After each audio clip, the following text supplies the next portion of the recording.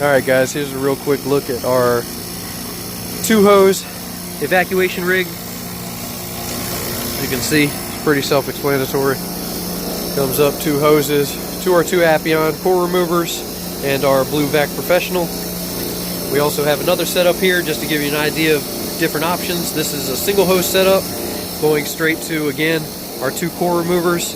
And we only have 1 hose, but we like to remove the core from the micron gauge side just to make sure that you don't get any false readings. And that over there is the Appion AV760. Both are really good options.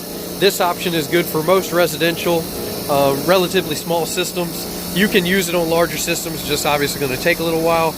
And this one right here, the 2-hose setup, can be used on anything. Super quick, super efficient. So just again, give you guys an idea of different options you can have. So hope that helped.